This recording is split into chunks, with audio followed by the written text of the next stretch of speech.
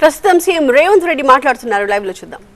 వేం నరేందర్ రెడ్డి గారు, అదేవిధంగా chief secretary గారు, విద్యాశాఖకు సంబంధించిన అధికారులు, ముఖ్యంగా విద్యాశాఖకు సంబంధించిన అధికారులు చాలా శ్రమ చేసి అతి తక్కువ సమయంలో 11,062 టీచర్ ఉద్యోగ నియామక పత్రాలు అందించడానికి విశేషమైన కృషి చేసినారు. మనస్ఫూర్తిగా వారిని అభినందిస్తున్నా. అదేవిధంగా మొత్తం ఈ 11,062 ఉద్యోగాలకు గాను 2,79,838 మంది అభ్యర్థులు నమోదు చేసుకుంటే 2,46,584 మంది పరీక్షలు హాజరయ్యి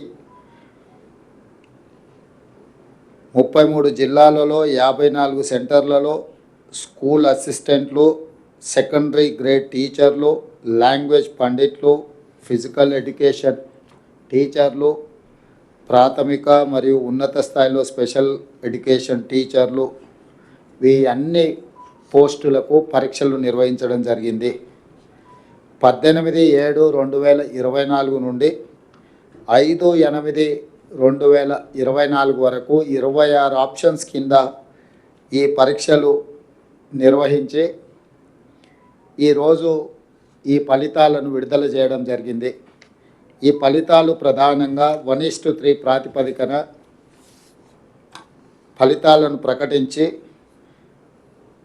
వాళ్ళ సర్టిఫికెట్ వెరిఫికేషన్స్, వాళ్ళ యొక్క మిగతా వివరాలను సంబంధిత జిల్లా కలెక్టర్లు, అధికారులు వెరిఫై చేసి ఫైనల్ నియామకాలు దసరా పండుగలోపు, తెలంగాణలో మీకు అందరికీ తెలుసు దసరాకున్న ప్రాధాన్యత. దసరా పండుగ అనేది మనకు సంతోషాన్ని తీసుకువచ్చే పండుగ. ప్రతి కుటుంబము ఎంత పేదవాడైనా దసరా పండుగను చాలా సంతోషంగా జరుపుకోవడం తెలంగాణ సాంప్రదాయం. ఆ దసరా పండుగ లోపలనే 9 అక్టోబర్ 2024 నాడు మనకు సంతోషాన్ని తీసుకువచ్చే పండుగ.